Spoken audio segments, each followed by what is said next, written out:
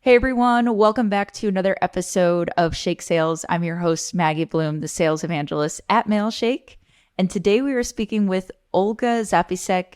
She is the CEO and founder at Novedia Creative. It's a boutique digital marketing agency and consultancy with engagement, storytelling, and experiences at its core. And I'm really, really excited to talk with Olga today. I know I say that about every single episode, but we're going to be talking about two of my favorite things that I love learning more about, which is social posts, which I definitely need help with, and then also mindset. So I just am really excited for this conversation today, Olga. Thank you so much for being here. Do you mind taking some time to introduce yourself? Yeah, so thanks for having me on, Maggie. It's really a pleasure, and I love doing podcasts and speaking events, just helping people. So just like you said, a big part, of what my team and I do is we help service-based and purpose-driven brands. And also, we've been helping a lot of visionary and ambitious women, CEOs, coaches, and corporate renegades to really unlock their growth potential and elevate their brand voice. And we're also helping them to increase their, impact really and success mindset to go along with that. So we do this through really bespoke done with you coach consulting programs. So I call it coach consulting because I feel you can have a lot of fun implementing coaching, consulting, and training all in one. And then we have the done for you agency services that revolve around content marketing and thought leadership. Amazing. Yeah. And I love your mission behind all of it. It's not just like you're, helping teams out there doing digital marketing, but you're actually helping full circle, talking about mindset, talking about coaching, consultancy, coach consultancy. How do you say it again? Coach consultancy. Okay. I was like, I knew I was going to butcher it, but I liked it. But no, amazing. And I know a lot of your background and what we talked about prior before this is about posting on social media. So that's really what I want to get into today. The audience for this podcast is a lot of salespeople out there. Mm-hmm. So I know we can gear the conversation a little bit more towards them, which a lot of sales reps nowadays, and I know I was one of them starting out as an AE, where I was not told to post, no one was forcing me to, but it was very much like, hey, if you start posting on social media and building your personal brand, you're gonna see results from it, no matter what type of sales position you're in. So I guess to kind of get right into it, what's like one thing all high performing social media posts have in common? So from my perspective, I would say that's emotion. It all goes back to emotion and feelings. So obviously, we as humans are inherently emotional, right? We're emotional beings. We're driven by emotion. Our purchase decisions, right, coming from a sales perspective, are driven through emotions. So when we feel something like really, really strongly, we share it, right? So it almost becomes impulsive, I would say, whether that's in conversation, whether that's on social media, email marketing, right? It becomes impulsive. We want to share it. We want to inspire others with it because we have this strong emotional connection to it. So I would say if you want your social media posts to, receive greater engagement and lead to conversions, right? Because that's what we're always going for. We want those conversions, we want the sales. Mm-hmm. So you'll want to focus in on, I would say, really delivering, obviously, value, right? We always hear this time and time again, value first, but also creating a feeling, really an emotional connection that elicits that strong emotional response from a person who's reading. So I would say this is where storytelling will come in, right? Because it always comes down to stories, and people might get bored with my message about this, but stories are everything. So it's storytelling, knowing your audience to really the core, because you want to make sure those stories connect, and creating an experience around all that. Because I would say you don't want to just tell any old story, right? Because if you start telling any old story, you're going to lose people. You want to be really telling a story that's going to change a person's life, that's going to change your audience's life. And you want to connect and show that you understand them. So basically, you want to answer, I would say, a question of what are they struggling with and how can you support them, right? What powerful story or message can I give them from my own experience, my own human experience as a brand, right? That's where the personal branding comes into play. You want to really hone in on what your team has been doing, what if you're the CEO, if you're just a one-person business, right? A lot of solopreneurs out there. So think about what you've experienced and give them that powerful story or message behind it. Of your expertise even, right? If you don't want to get too personal, it can be about your expertise that will trigger a reaction to comment, to engage, to message you, to share, and to take action. So, I always say that there's a really easy way to create such stories. I have this like a little formula that I'd be happy to share with your audience if you want. Yeah, that was going to be my follow-up, Olga, because this is like my problem with posting on social. I post every single day on LinkedIn, and a lot of sales reps do the same on our team. And the biggest problem I have, or like confusion, is like, okay, we have really good content where we can help people out, but we're not always good at saying it. And I'm mostly speaking for myself, and I know I need to get better at storytelling. But for me, doing it, it's like worse than having writer's block, because I think to myself, like, okay, here's the concept. This is what I want to teach someone. Like, what the heck kind of story am I gonna connect this to? Am I gonna like look up analogies online or things like that, which I've tried doing and it really doesn't help. So I would love to hear your framework of how you can incorporate storytelling. Yeah. So first of all, going back just to emotion first, right? To incorporate emotion first of all into the storytelling before you get even started on the storytelling. I want you to focus on really 3 core emotions, right? Because there are 6 core emotions. There's also sadness, anger, and disgust, but you don't want to elicit that kind of response ever in sales or marketing. So I would go with surprise. For instance, having a framework of creating a post that has a challenging assumption, right? So if you have some common, assumptions, go with it as if it's a myth almost, shift that perspective or provide them with a statistic that might be startling to them at first, right? It's something that they haven't thought about in that way. So anything that's really unexpected, that element of surprise to them. There's also joy. So, inspirational stories from your own experience come into play here. Anything that your audience would find inspirational that you've went through, right? You went through all those pain points that they've suffered through. And you can now inspire them, motivate them, let them see that there's a light at the end of a tunnel. So sharing those and fear. Right? You would think fear. No, I don't want to elicit fear in my audience, but fear can work to your advantage if done properly. So using, as long as you understand your pain points of your audience, you can use that to your benefit in really using it as motivation and inspiration. So you won't be generating a response of fear per se. You'll be inspiring them to really look deep inside and see what they can change. And you provide a solution. That's where the value comes into play, because you don't want to just leave them hanging. You want to tell them there's something you can do about this fear.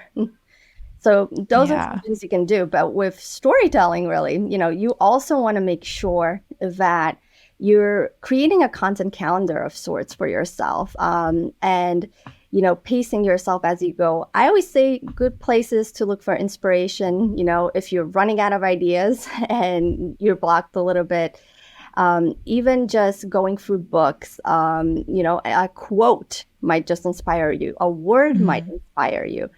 Reading other people's content and seeing how can I shift the perspective on that, right? So there's so many different ways to go about it. I could probably mention hundreds of ways for you, but I don't want to overwhelm people here. No, I love it. So the 3 emotions that you want to evoke are joy, fear, and then surprise. Yes. Leave the other ones out. And then on top of that, I like what you said at the end there of you want to make sure, and I know I notice this myself too, if I'm not consuming enough content, then I am not creating enough content either, or not getting enough ideas to create content. And so it's funny, like a lot of my inspiration will come from what I'm consuming at that time. So for example, right now, I mostly only listen to relationship podcasts. I want to say that I'm listening to a lot of sales podcasts, but it's minimal.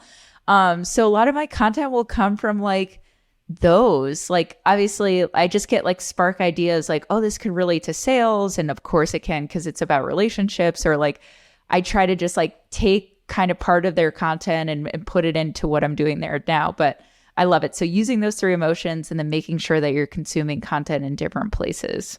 Exactly. But yeah. And so, yeah, we talked a little bit about like, evoking those emotions, storytelling. And, I mentioned in the beginning, like a lot of what's put on sales reps' plates now, or what makes a really good salesperson is them posting on LinkedIn and building their personal brand. It's putting them ahead with job opportunities, even like in their own deal pipelines. If someone sees that they're building their personal brand, it's giving them more credibility. Yeah. So I guess like how can sales reps make this a core of their content, and like how can marketing help them through all of this too?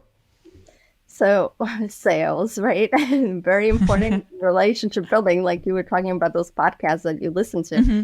So I would say it comes down to asking, the right questions in both content, but also in messaging and reaching out to people, right? So when you're actually doing the reach out to prospects, you want to be asking right questions. So questions that not only would help build credibility, but connection. And you want to generate, again, that emotional response. It all comes down to those feelings, right? Like I was saying. So what I really mean by that is, we want to first consider the individual's scene problem, right? Because we all have scene problems that we can pinpoint, and we think that's our problem, right? So every business owner out there, every consumer out there has a scene problem. But what the individual believes to be their problem isn't really the biggest problem that they have, right?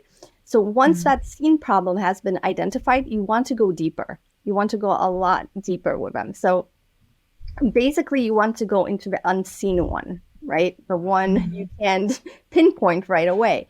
So for instance, let's use an example here. If you have like a mompreneur, right, who's working nonstop, and she needs help with her marketing and her strategy, right? That's what she thinks she needs help with. And she comes to you and she says, I need help with this, Maggie, right now, right away.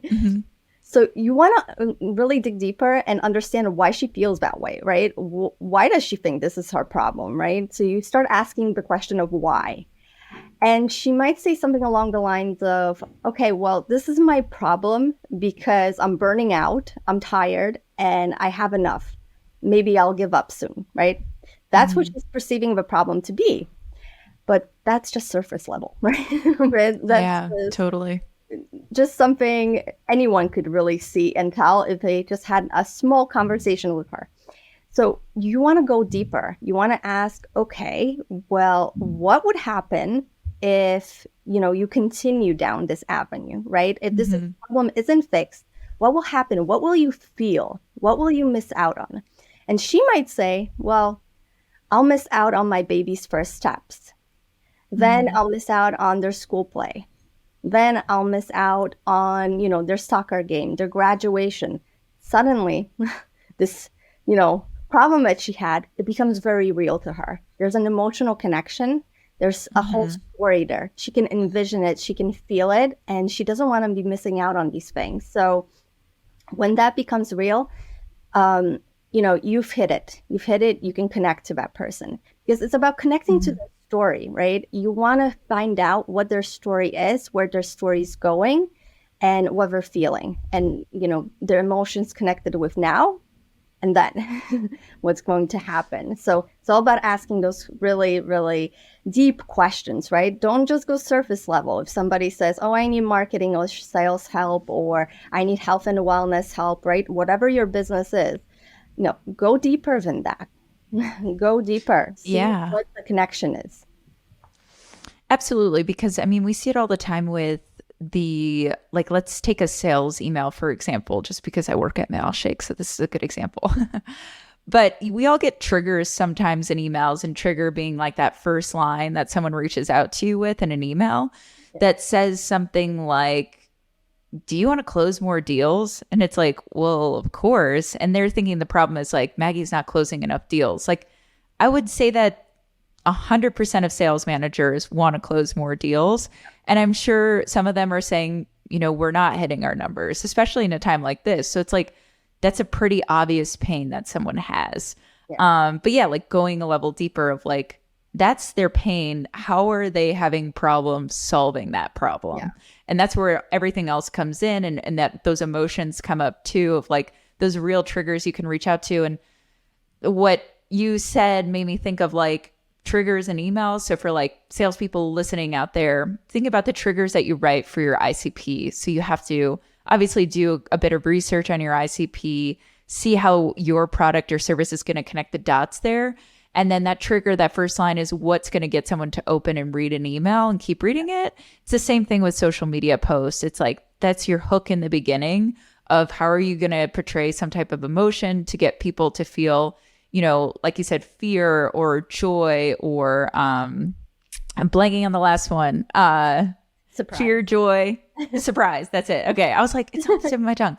But that's how they're going to feel those things. So I think it's like a lot of it from what I've been learning and talking with you today is like that hook of it too, and leading that into the rest of what you're going to say as well to get their attention. Yeah, it's really important. And, marketing teams need to remember, right? Because marketing teams need to work with sales teams, and they need to be in the know of what those fears are, right?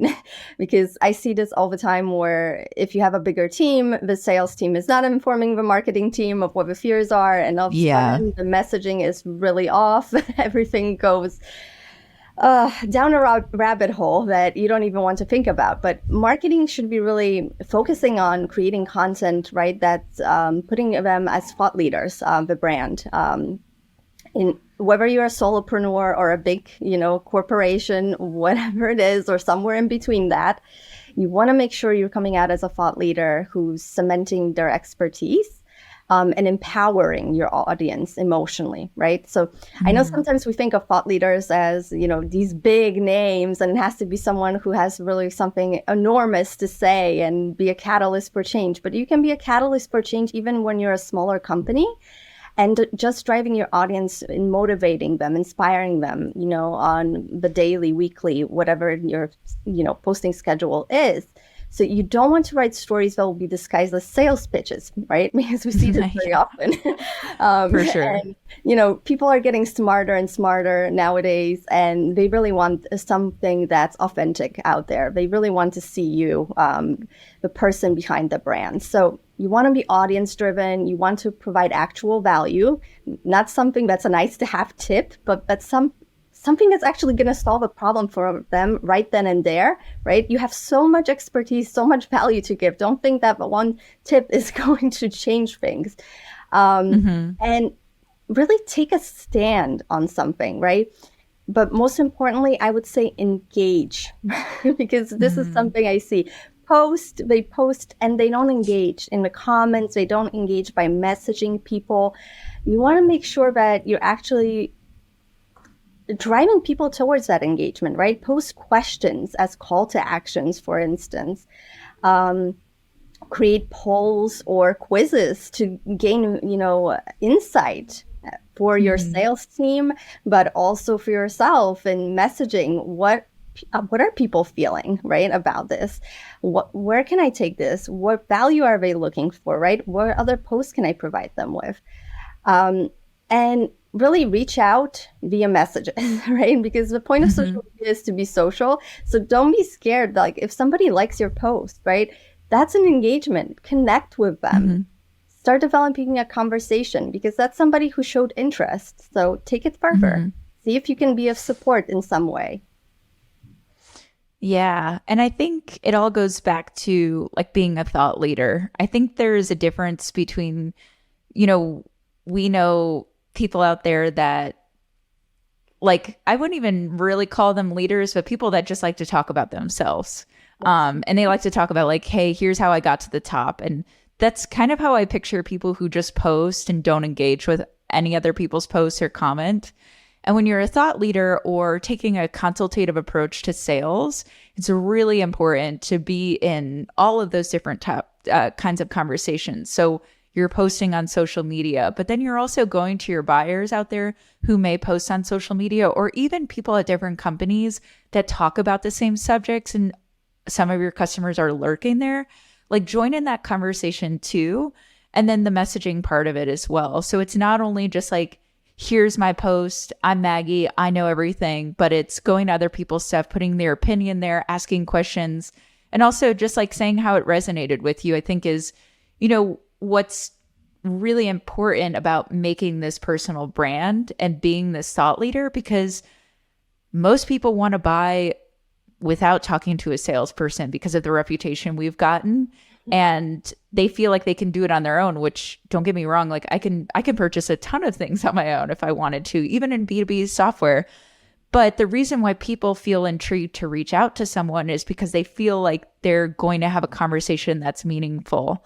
And if you can already do that over your social profile and share that, people are going to be reaching out to you about talking about this overarching problem that they have, not just Mailshake, if in my situation. So I love how it kind of comes full circle and how you can use it in different ways to be a thought leader. Like you said, it doesn't need to be you have 1,000 or 100,000 followers or even to a be million, one. Right? Yeah. Mm-hmm. It can be small. Yeah, absolutely. And yeah, so I love it. And we've been talking about this from the sales perspective, and for sales reps, we love to talk about mindset because sales is a very, very emotional job.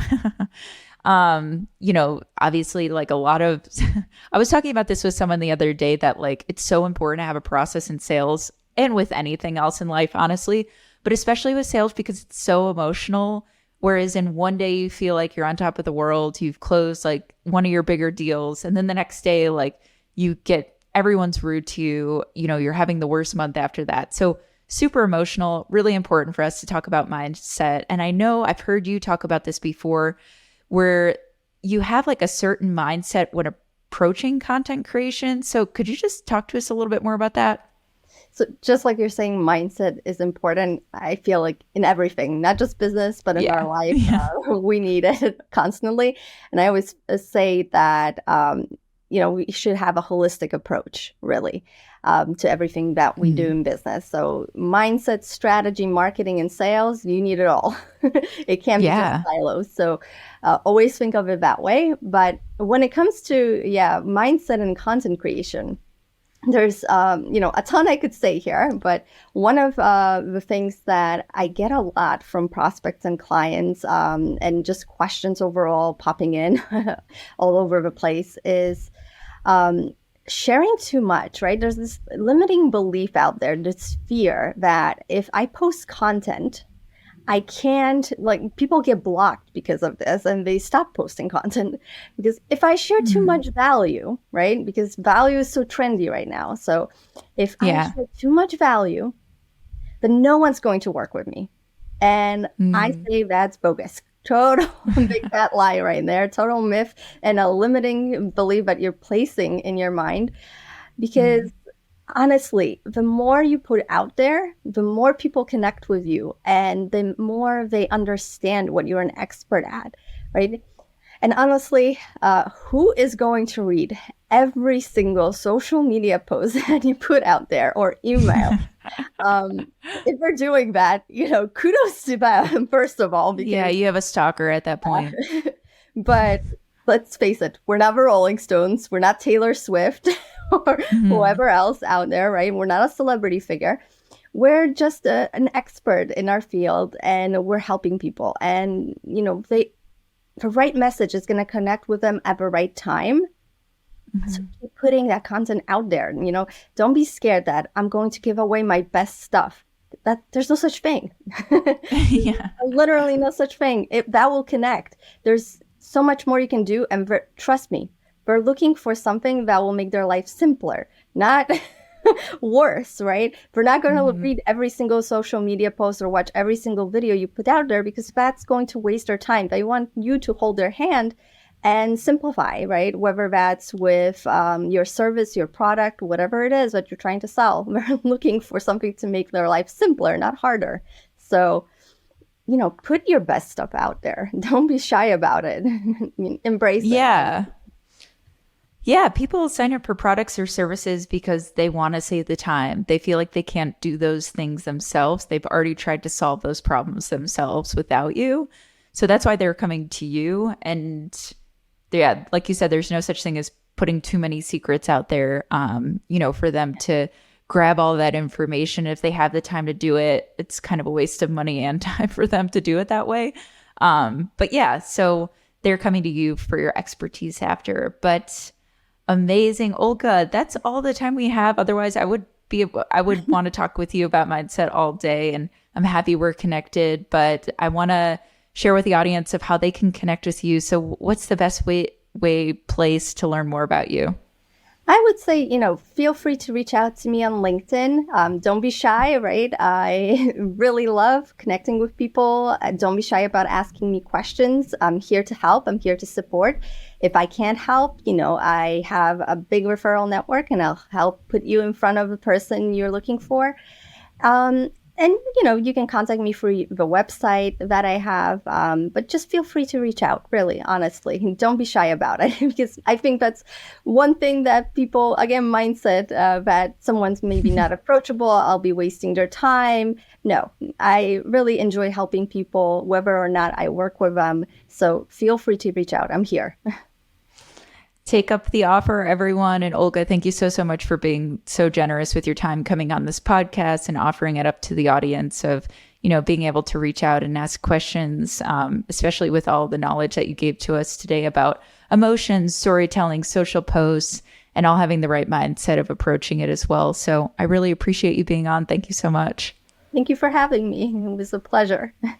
Yeah. And thanks everyone for listening to another episode. We'll catch you next time. Bye.